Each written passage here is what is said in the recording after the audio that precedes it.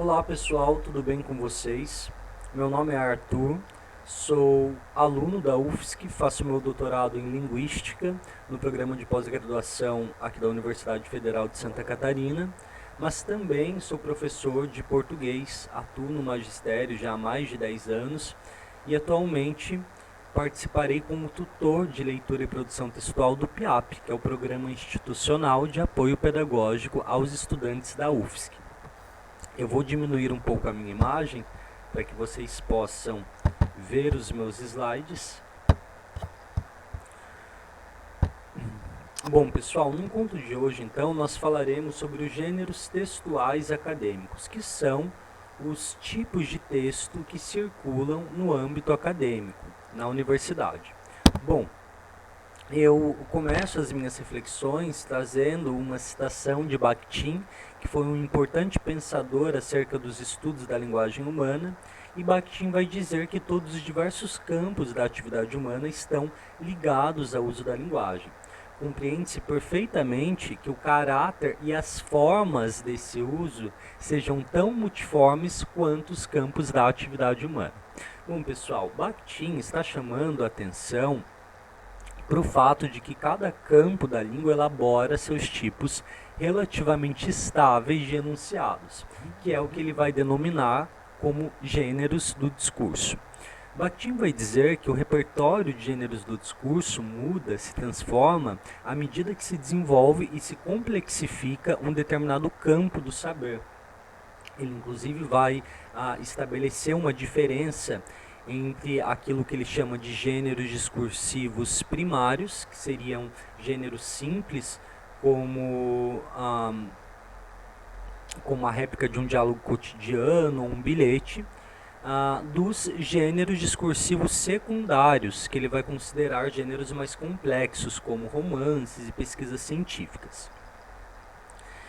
Então ele vai dizer que a língua passa a integrar a vida dos sujeitos através de enunciados concretos. E é por esses enunciados, então, que Bakhtin se interessa. Bom, aí estão alguns exemplos dos tipos de texto que circulam em sociedade e que fazem parte das diversas esferas nas quais os sujeitos se encontram inseridos. Eu trago aqui para vocês o exemplo da bula de remédio, que é um tipo de texto que a gente lê quando está doente ou quando vai tomar algum medicamento, ou até mesmo para se informar sobre algum tipo de remédio. Temos também a receita culinária, que é um tipo de texto que a gente lê quando vai preparar algum alimento, quando vai cozinhar algo. Ambos são textos instrucionais porque ambos visam direcionar o leitor para agir de determinado modo, né? O primeiro com a finalidade de instruir o leitor a tomar corretamente o medicamento e de advertir para os possíveis efeitos colaterais. E o segundo texto, a receita culinária, que visa instruir o leitor a preparar adequadamente o tipo de receita. Bom, temos aqui também o exemplo do jornal. O jornal, que na verdade é um espaço onde circulam muitos gêneros discursivos diferentes. Podemos ter no jornal uma notícia, uma reportagem, uma charge, uma tirinha, um artigo de opinião. Trago aí também um manual de instrução, que também é um texto institucional que a gente lê quando compra um produto novo e quer aprender a manusear esse produto. Bom, pessoal, tanto a bula, quanto a receita culinária, quanto a notícia, a reportagem, a tirinha, a charge, quanto o manual de instrução, todos esses textos que eu mostrei rapidamente para vocês são exemplos de gêneros discursivos. Porém, na universidade, nós vamos ter tipos específicos de textos que serão os gêneros textuais acadêmicos. Então, quando um professor pede para vocês escreverem o resumo ou a resenha de um livro, ou então quando vocês decidem escrever um artigo acadêmico, um artigo científico, para publicar o resultado de uma pesquisa que vocês fizeram, ou então quando vocês escrevem o TCC, né, que é a monografia, para se formarem na universidade. Em todos esses casos, vocês recorrem a textos que são específicos da esfera acadêmica. Bom, pessoal, de acordo com Simone Sarmento, e daí eu trago esse vídeo da Simone Sarmento, é um vídeo que está disponível no YouTube, eu até vou deixar o link desse vídeo disponível para vocês no Moodle, e eu trago muita coisa desse vídeo dela, porque ela vai falar sobre gêneros textuais acadêmicos, e ela vai dizer, com base na teoria de Bakhtin, que os gêneros são caracterizados por 3 elementos centrais. Então ela vai dizer que todo gênero textual tem um conteúdo temático, um estilo e uma construção composicional. Por conteúdo temático, ela entende o conteúdo, o assunto.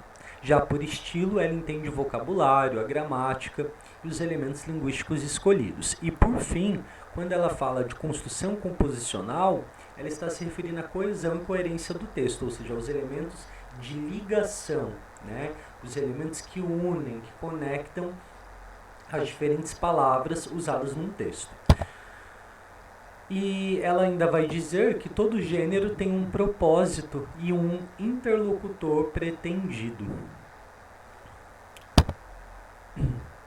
Aí eu trago para vocês um exemplo do resumo. Eu vou até diminuir um pouco mais a minha imagem para que a minha imagem não atrapalhe a leitura do texto.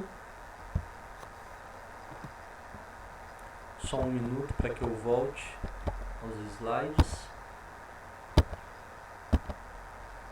Então aí a gente tem um resumo. O resumo, pessoal, também chamado de abstract, geralmente o resumo é a versão em língua portuguesa e o abstract é a versão em inglês. Tanto o resumo quanto o abstract, eles se referem à pesquisa científica, à pesquisa acadêmica. Como o próprio nome diz, eles são tipos de texto que têm por objetivo sintetizar as ideias presentes numa pesquisa científica. Então, geralmente, num resumo, num abstract, você vai apresentar de modo muito rápido qual é o tema, qual foi o seu objetivo e superficialmente você pode apresentar também os resultados e as conclusões. Por que eu digo superficialmente? Para que o leitor tenha interesse, né, em visitar o seu trabalho depois, tenha interesse em ir para além do resumo. Então a Sarmento até vai comentar aqui que os resumos, os abstracts, eles têm que ter uma linguagem muito chamativa, eles têm que ter elementos muito chamativos para que o leitor se interesse em ler não apenas o resumo, mas também o seu trabalho. E por isso é importante que você não apresente totalmente os seus resultados logo no resumo, né? Mas deixe o leitor com vontade de visitar o seu trabalho e conhecê-lo um pouco melhor. Bom, e eu trago então para vocês 2 exemplos de resumo acadêmico. O primeiro deles é um resumo da minha área, do meu campo do saber, que é a linguística, que é uma disciplina das ciências humanas. E neste segundo exemplo, eu trago um resumo da medicina. Esse primeiro resumo, pessoal, ele foi extraído do Caderno de Estudos Linguísticos da Unicamp e esse segundo foi extraído da Revista de Medicina da USP. E o que a gente percebe quando a gente compara ambos os textos? A gente percebe que, por mais que eles sigam alguns padrões, por mais que eles tenham algumas características em comum, até porque eles seguem normas em comuns, né? Ambos obedecem à norma padrão da língua portuguesa, ambos provavelmente seguem a ABNT, que é a norma de referência para a escrita dos trabalhos científicos. Então, por mais que eles tenham algumas características em comuns, eles se diferenciam um pouco, né? Aqui, por exemplo, no resumo da medicina, a gente percebe uma divisão, uma fragmentação bem clara entre as diferentes partes da pesquisa, né? Então, aqui no início do resumo, os autores escreveram o objetivo, né, da pesquisa, depois escreveram os resultados, depois escreveram a conclusão e, por fim, Tá. Na verdade, antes dos resultados, eles apresentaram os métodos. Então, percebam que, na verdade, eles começaram falando do objetivo da pesquisa, depois apresentaram os métodos, depois sim apresentaram os resultados e, por fim, apresentaram a conclusão do resumo. Nesse resumo da linguística, que pertence às ciências humanas, a gente já não vê essa fragmentação, a gente já não vê essa divisão. Isso não significa que nesse texto não haja esses elementos que eu acabei de citar, tá? Então, assim, aqui também existe um objetivo, também existe um método, também existem resultados, também existem conclusões, mas no momento de escrever o resumo, essas informações elas aparecem menos fragmentadas. E por que a gente vê essa diferença? Porque, como Bakhtin disse, pessoal, cada campo do saber elabora seus tipos relativamente estáveis de enunciado. Isso significa que há uma tradição envolvida na escrita desses textos, uma tradição acadêmica, uma tradição científica. O que faz, por exemplo, que, por mais que a gente tenha características muito similares entre ambos os textos, ou seja, ambos resumem um trabalho científico, ambos têm quase o mesmo tamanho, ambos apresentam palavras-chave, que são palavras que sintetizam as ideias do trabalho. Porém, cada um vai organizar essa informação de um jeito, como a gente vê aqui, por exemplo, num artigo das biociências, a gente vê uma divisão, uma fragmentação maior que não existe ali no texto das ciências humanas. Então é interessante a gente observar que, por mais que esses textos tenham características em comuns, eles também têm um espaço para criação, né, um espaço para transformação, em um espaço onde vão aparecer características específicas daquele campo do saber do qual o texto se origina. Bom, pessoal, agora deixa eu voltar para minha imagem, para não ficar tão pequeno para vocês.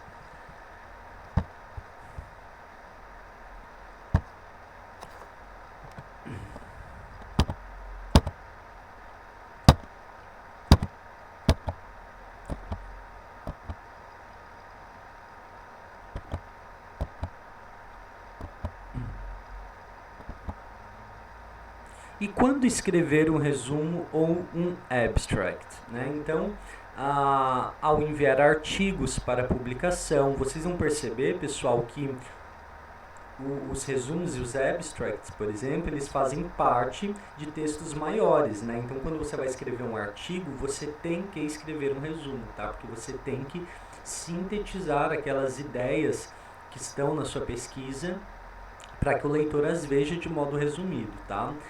Ao concluir uma dissertação ou tese, então, assim como o resumo e o abstract fazem parte do artigo acadêmico, do artigo científico, eles também fazem parte de textos como a dissertação ou a tese. A dissertação, que é um texto que você vai escrever no seu mestrado, enquanto a tese é um texto que você vai escrever no seu doutorado.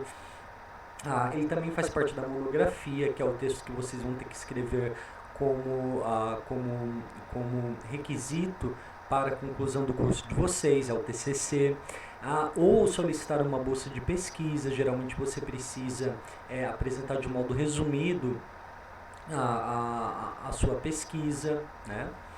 Então, em todas essas situações, se tem por costume escrever resumos e abstracts. E aí, né, a Sarmento fala muito da questão do propósito, né? Então, assim, qual seria o propósito de um resumo, de um abstract? Seria justamente esse: apresentar para o leitor de modo resumido, de modo sintetizado, de modo conciso, quais são as principais ideias da pesquisa, né? De modo muito claro e, ao mesmo tempo, com elementos muito chamativos, para que o leitor se sinta interessado em ler a pesquisa, para que o leitor se sinta interessado em ler para além do resumo, para além do abstract. E como escrever um gênero acadêmico? Então, a Sarmento ela vai dar dicas que são muito valiosas e que eu achei que valem a pena de eu trazer aqui para vocês. A primeira delas, pessoal, diz respeito às normas de publicação. Então, ela diz que a gente tem que ler as normas de publicação quando disponíveis. Bom, eu quero publicar um artigo, então eu vou lá, escolho um periódico, uma revista científica, e uma das primeiras coisas que eu devo fazer antes de submeter o meu texto naquela revista é ler as normas, né? É ver de que forma que a revista quer que você organize o seu texto, tá? Por quê, pessoal, que é importante a gente ler as normas de publicação quando disponíveis? Para que a gente envie um texto de acordo com o que a revista espera da gente, né? E muitas vezes vocês vão perceber que as normas elas são essenciais para que o texto seja aceito, né? Ler também muitos exemplares do gênero que pretende escrever. Então, assim, se você vai escrever um artigo científico, um artigo acadêmico, é importante que você leia antes muitos artigos para que você tenha uma referência, tá? Para que você tenha um referencial, para que você tenha um repertório. Não se trata, pessoal, de inventar algo do zero, né? A gente sempre se baseia em trabalhos pré-existentes, tá? Tomando todo o cuidado para citar, né? Para referenciar, para não cometer plágio. A gente vai falar melhor disso ao longo do curso, mas é importante que vocês tenham essa consciência de que não se cria nada do zero, de que a gente sempre toma como referencial um trabalho ou trabalhos que já foram produzidos anteriormente. E por isso a importância da gente ler muitos exemplares do gênero que se pretende escrever, para que tenhamos aí a referência, né, da forma como aquele texto deve ser escrito. Basear-se em modelos pré-existentes de textos. E aí uma dica muito valiosa que ela dá, e eu decidi trazer para vocês também, que é a de que um texto precisa de muitas revisões. Então é muito importante que vocês dialoguem com o texto de vocês, né? Vocês vão ver que do início da escrita até a finalização do texto, existe um processo muito longo que exige de vocês, pesquisadores, há muito diálogo com o texto de vocês. Então é necessário revisar, corrigir, alterar partes, tirar partes do texto que são desnecessárias, enfim. O trabalho de escrita envolve muitas etapas, né? Então por isso que o texto precisa de muitas revisões. Bom, eu trago também aí para vocês alguns exemplos de gêneros acadêmicos segundo Mota-Holt e Engels, segundo Mota-Holt e Engels, as autoras elas falam do resumo acadêmico, né, que seria o abstract, que é esse texto que a gente já viu aqui no nosso encontro hoje, mas elas vão falar também de outros textos acadêmicos, como o artigo científico, né, que também é chamado de artigo acadêmico, e a resenha acadêmica, que é uma espécie de resumo com uma valoração crítica.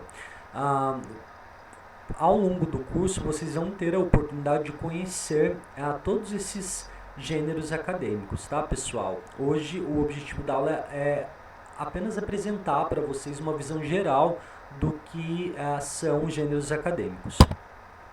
Bom, Mota-Holt e Engels, eles também vão levantar algumas questões relevantes para a produção de gêneros acadêmicos.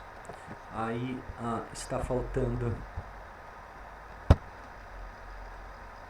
um S, né? Algumas questões relevantes para a produção de gêneros acadêmicos. E aí eu peço só um pouco de paciência para que eu volte até o meu slide.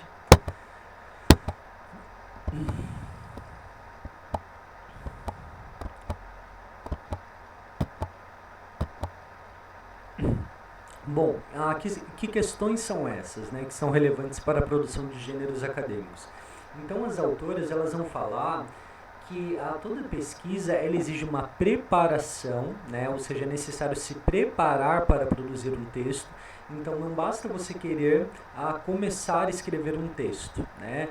Antes do início dessa escrita é necessário todo um trabalho de leitura, de pesquisa, um trabalho de fichamento, em que você tem que ter todo um cuidado ao manusear essa informação, é importante que vocês resenhem, que vocês resumam os textos que vocês estão lendo, que vocês deixem esse material organizado, para que depois, no momento da escrita do texto em si, vocês já tenham todo esse arquivo de vocês resumido, resenhado, organizado, tá, pessoal? Então, quando ela fala de preparação para a produção textual, ela está falando disso, de selecionar a literatura de referência e a qualidade da leitura dessas referências. Então, assim, ler muito, ir até a biblioteca, fazer uma pesquisa aprofundada na internet para levantar o máximo de material que você puder usar na sua pesquisa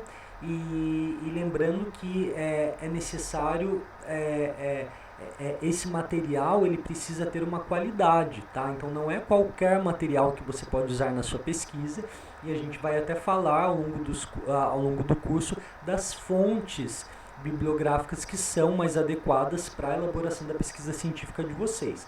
Mas por hora, o que é importante de vocês terem em mente é isso, que não basta começar a escrever. Antes da escrita é necessário um trabalho de pesquisa.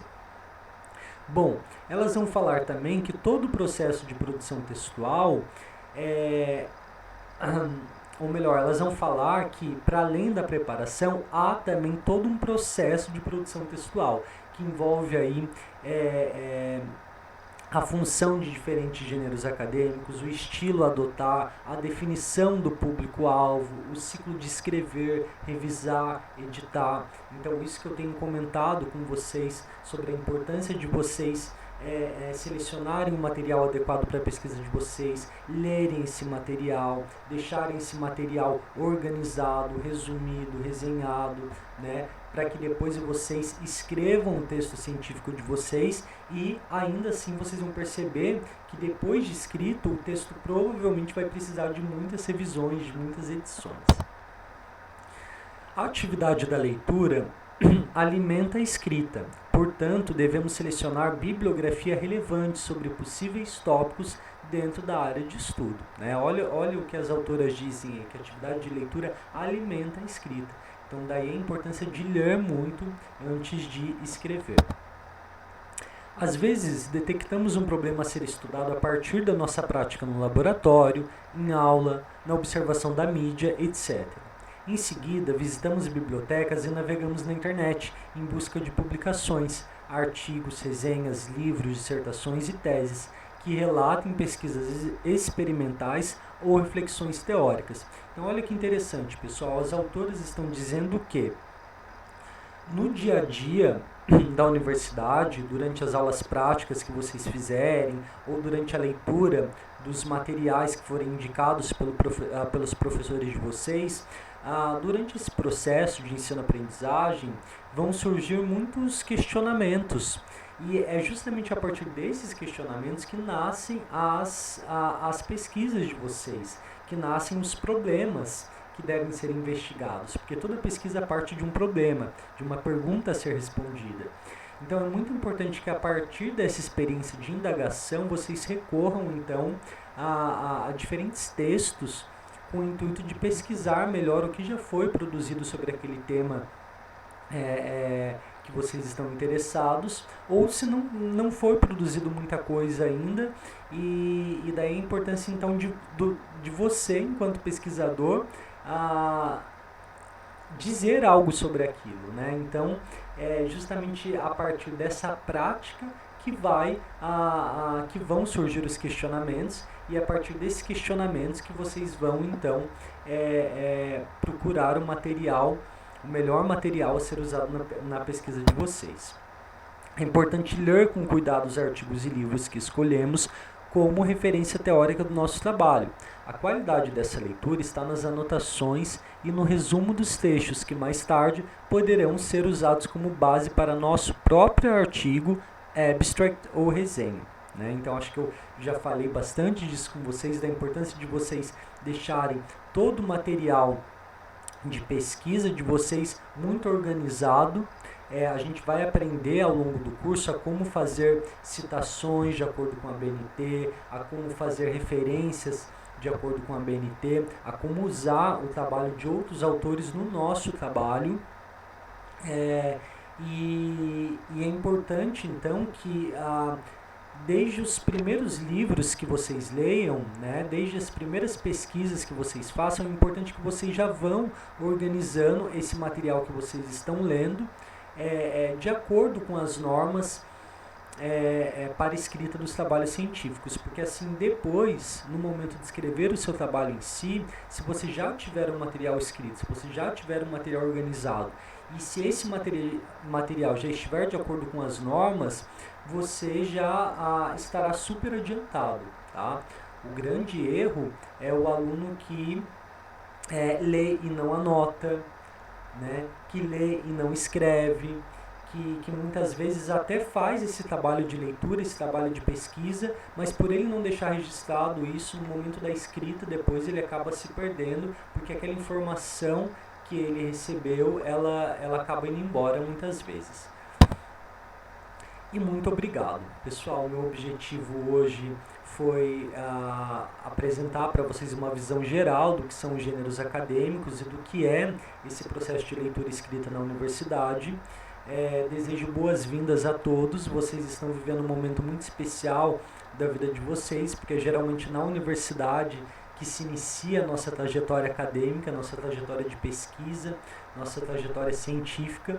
Então eu desejo para vocês muita sorte e muita felicidade nesse momento, que vocês possam aproveitar ao máximo as aulas de vocês, os estudos de vocês, ouçam seus professores e busquem aprender o máximo que vocês puderem com eles, e nós, a equipe do PIAP, nós estaremos aqui para ajudá-los no que for necessário.